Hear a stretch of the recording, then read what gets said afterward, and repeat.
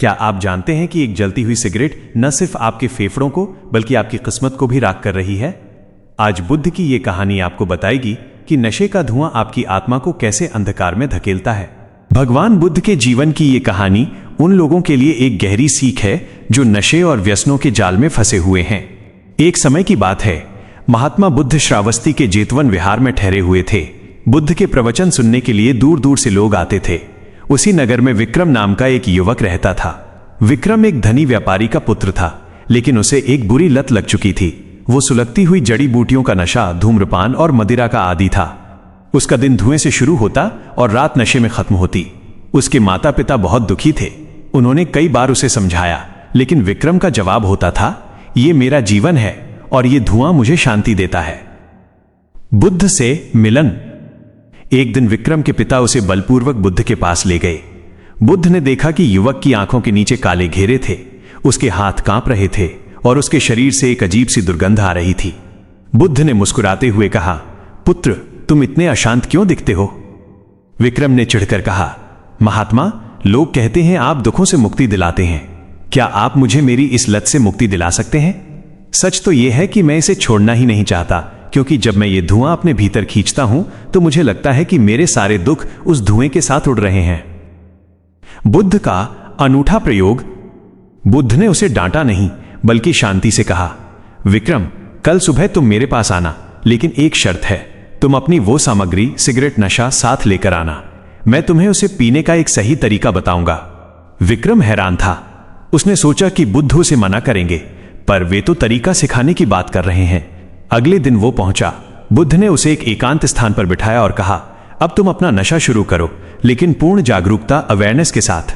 जब तुम धुएं को अंदर खींचो तो महसूस करो कि वो तुम्हारे फेफड़ों में कहां जा रहा है।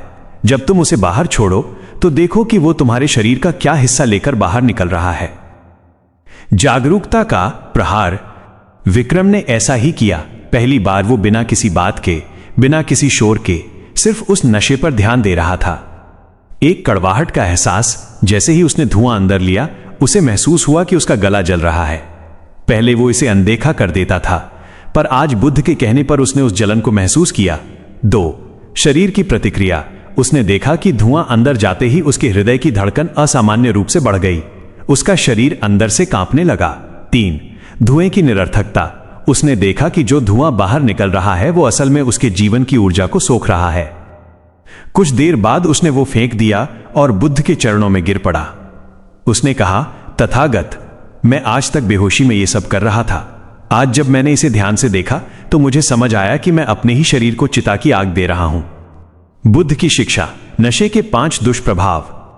बुद्ध ने तब वहां उपस्थित सभी शिष्यों और विक्रम को नशे के विरुद्ध 5 बड़ी बातें समझाईं। दुष्प्रभाव। विवरण। काया का विनाश। नशा शरीर को भीतर से खोखला कर देता है। जिसे तुम शांति समझते हो वो असल में तुम्हारी इंद्रियों का सुन्न हो जाना है। धन की हानि। व्यक्ति न केवल स्वास्थ्य खोता है बल्कि अपनी मेहनत की कमाई को भी धुएं में उड़ा देता है। प्रज्ञा का नाश। नशा इंसान की सोचने समझने की शक्ति, विजडम को खत्म कर देता है। वह सही और गलत में अंतर नहीं कर पाता। सामाजिक अपमान। व्यसनी व्यक्ति धीरे धीरे समाज और परिवार का विश्वास खो देता है। आत्मा का बंधन। तुम उस पदार्थ के गुलाम बन जाते हो। यदि वो न मिले तो तुम तड़पने लगते हो। स्वतंत्रता ही जीवन है, गुलामी नहीं। कहानी का निष्कर्ष।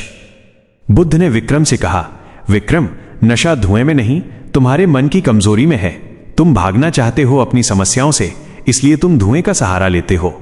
लेकिन याद रखना, समस्या वहीं खड़ी रहती है, बस तुम्हारा शरीर कमजोर हो जाता है।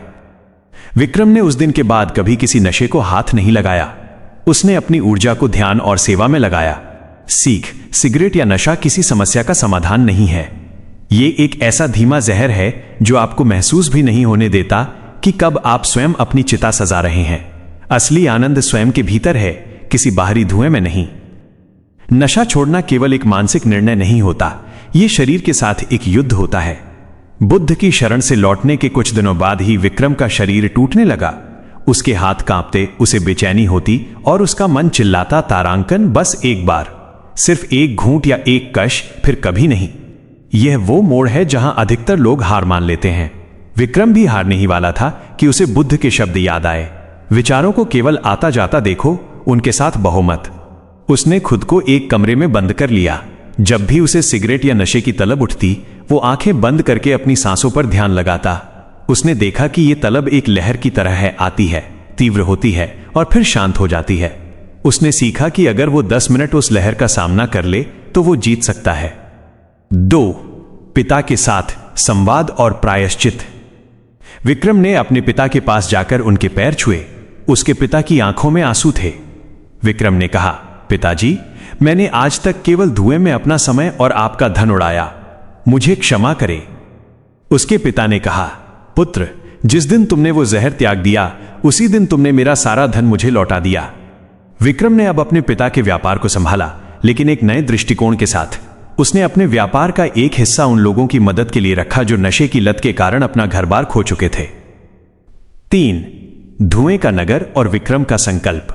विक्रम के नगर में एक बस्ती थी जिसे लोग अंधेरी गली कहते थे। वहां जुआ, मदिरा और नशीले पदार्थों का बोलबाला था। वहां के युवा छोटी उम्र में ही बीमारियों का शिकार हो रहे थे। विक्रम एक दिन वहां गया। उसे देखते ही कुछ पुराने साथियों ने उसे घेर लिया।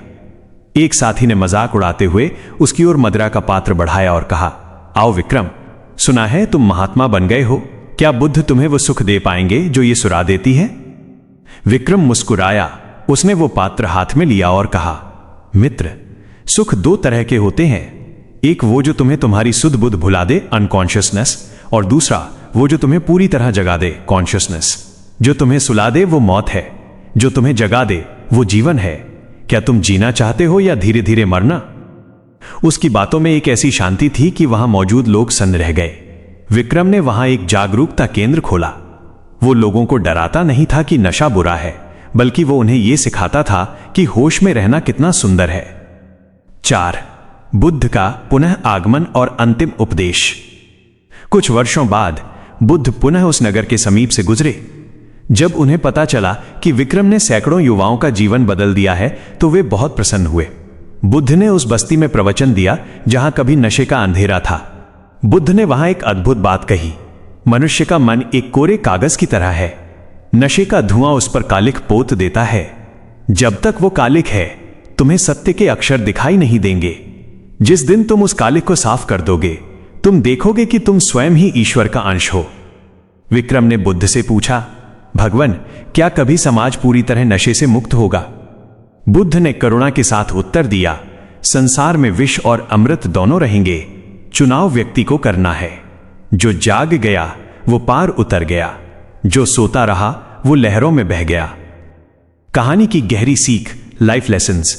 इस विस्तृत कहानी से हमें 3 मुख्य मार्ग मिलते हैं। 1. होशपूर्ण कर्म, माइंडफुलनेस। किसी भी बुरी आदत को छोड़ने का सबसे बड़ा हथियार उसे देखना है।